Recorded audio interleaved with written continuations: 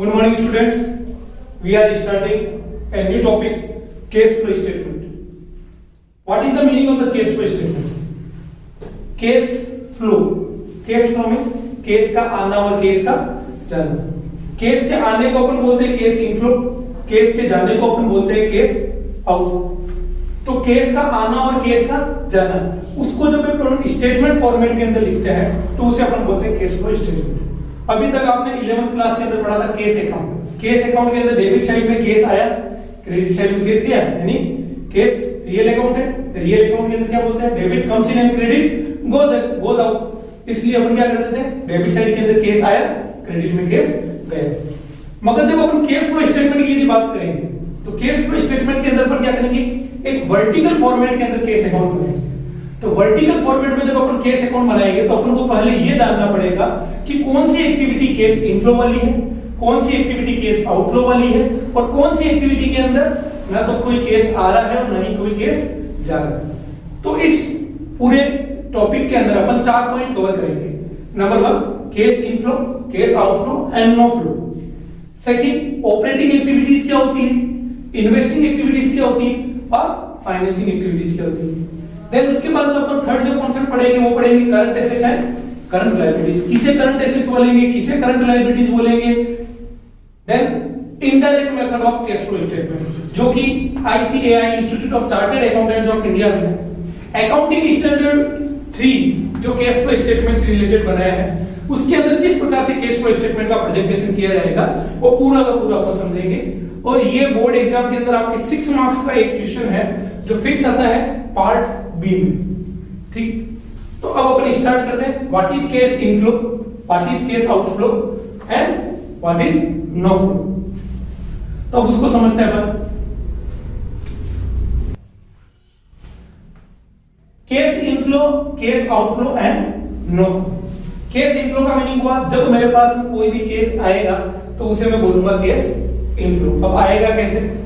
आने के कई सारे सोर्सेज हो सकते हैं, जैसे एसेट्स को सेल आउट किया, हो सकता है कोई अपन ने कंपनी ने शेयर इशू किए, डिबेंचर्स इशू किए, बैंक से लोन लिया, तो उसमें भी इनफ्लो होगा.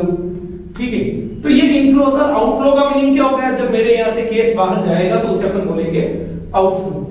और एक आता है नो फ्लो, जिसके अंदर ना तो कोई केस आता है ना ही कोई केस जाता है, इसलिए अपन उन्हें क्या बोलते हैं? No flow. 1 मार्क्स का क्वेश्चन में भी हो सकता है तुमसे बोर्ड एग्जाम के अंदर पूछा जा सके what is cash inflow, what is cash outflow and no flow. अब नो फ्लो के कुछ एग्जांपल्स मैं बता रहा हूं, आप उन एग्जांपल्स को नोट कर लें. नो फ्लो का अर्थ क्या हुआ? जिसमें ना तो कोई केस आ रहा है ना ही कोई केस जा रहा है. First example, depreciation. डेप्रिसिएशन का मीनिंग क्या होता है? इसे हिंदी में बोला जाता है मूल्यह्रास. डेप्रिसिएशन का मीनिंग होता है reduction in the value of fixed assets. Fixed assets की वैल्यू के अंदर कमी होना, उसे अपन क्या बोलते हैं? डेप्रिसिएशन. तो डेप्रिसिएशन की अपन जनरल एंट्री क्या करते हैं? Depreciation account debit to assets. तो इसके अंदर क्या हुआ? कहीं केस का रिलेशन है? कोई केस का रिलेशन नहीं है, इसलिए अपन इसे क्या बोलेंगे? No flow. ना तो इसमें कोई केस आ रहा है और ना ही इसमें कोई केस जा रहा है, तो इसलिए हम क्या बोलेंगे? No flow. Then next,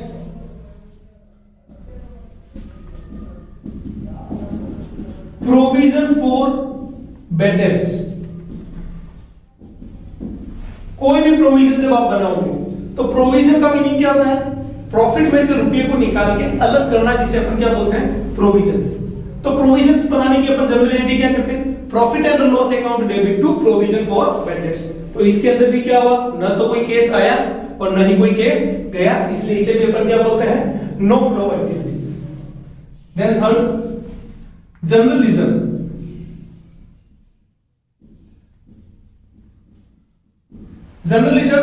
journalism भी कहां से बनता है? प्रॉफिट में से कुछ रुपए को निकाल के अलग रखते हैं, जिसे जनरल पर्पस के लिए अपन रुपया निकालते हैं फ्यूचर के लिए, तो उसे अपन बोलते हैं जर्नलिज्म. तो अपनी एंट्री क्या बनेगी? प्रॉफिट में से जब रुपया निकालेंगे तो प्रॉफिट का बैलेंस होता है क्रेडिट, और क्रेडिट में से जब रुपया निकालेंगे तो अपन को क्या करना पड़ेगा? डेबिट. तो अपन जनरल एंट्री क्या करते हैं? Profit and loss account debit to journalism. इसके अंदर भी क्या हुआ? ना तो कोई केस आया और ना ही कोई केस गया. देन नेक्स्ट,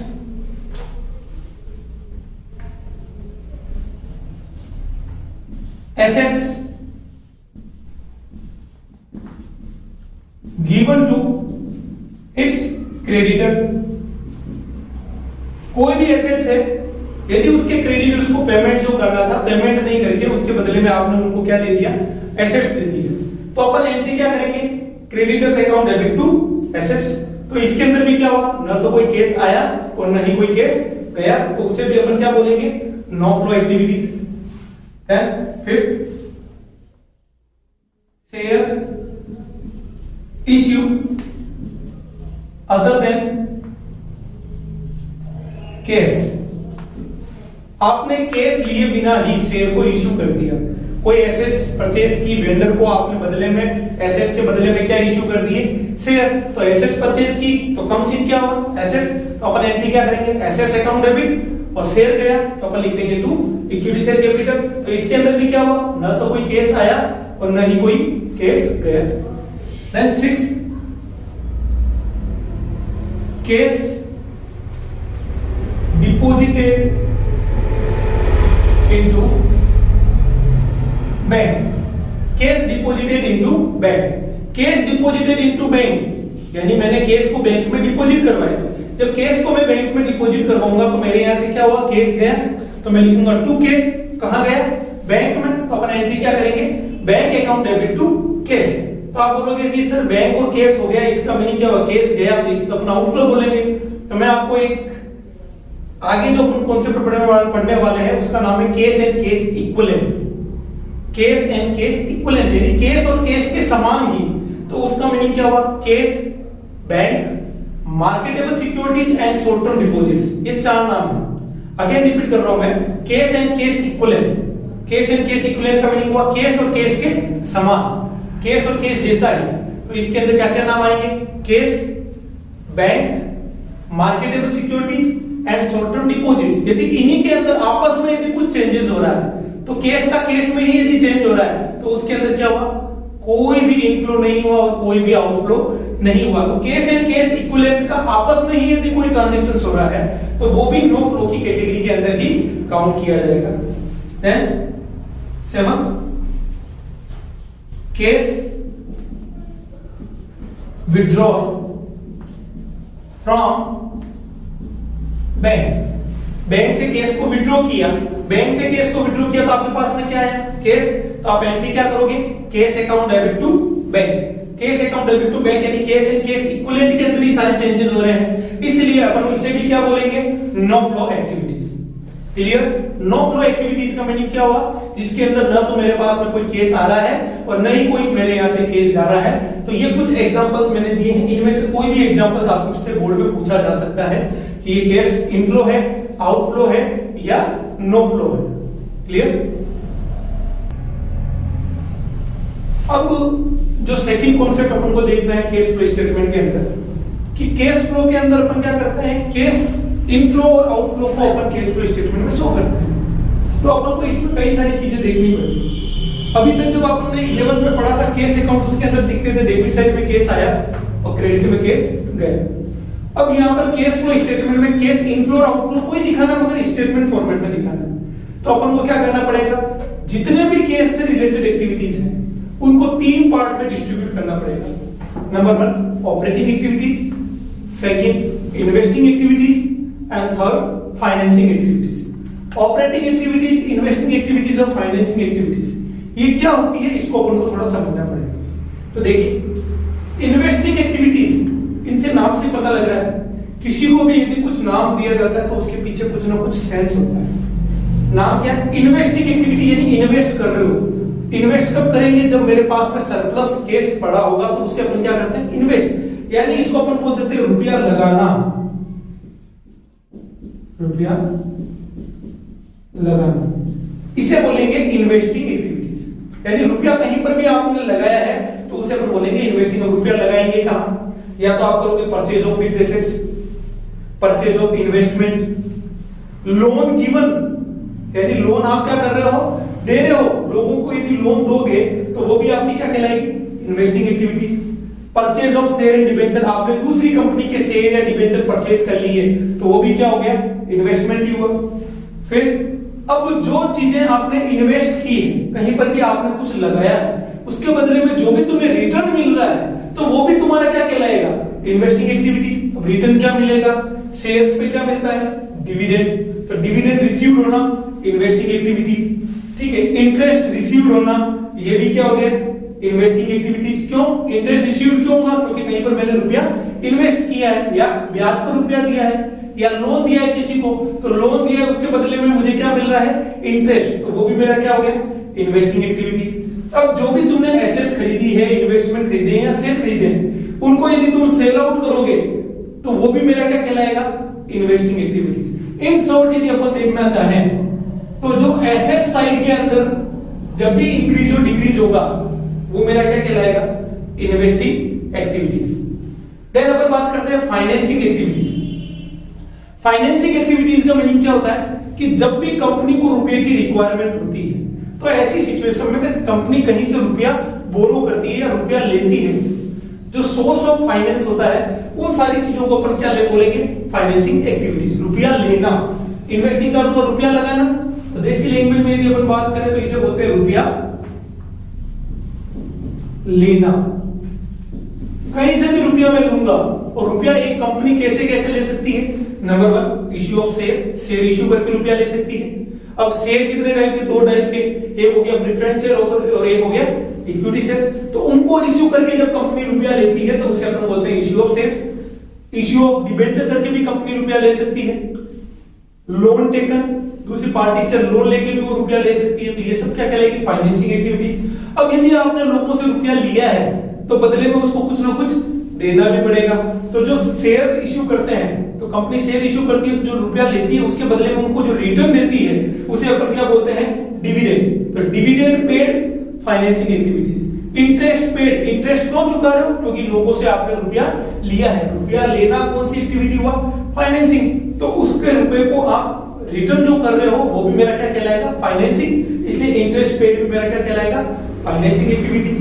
देन अब जो रुपया आपने लोगों से लिया है उसको यदि आप वापस रीपे कर रहे हो तो उसको भी अपन क्या बोलेंगे, फाइनेंसिंग एक्टिविटीज। इक्विटी शेयर्स को जब अपन रीपे करते हैं तो उसे अपन बोलते हैं टेक्निकल टर्म में buyback, buyback of equity shares. यानी अपने ही शेयर को जब वापस कंपनी परचेस करती है पब्लिक से और बदले में उनको वापस पेमेंट कर देती है तो उसे भी अपन क्या बोलेंगे, फाइनेंसिंग एक्टिविटीज। डिबेंचर और प्रेफरेंस शेयर, इनको जब रीपेमेंट किया जाता है तो उनके लिए एक टेक्निकल वर्ड यूज किया जाता है, रिडम्पशन।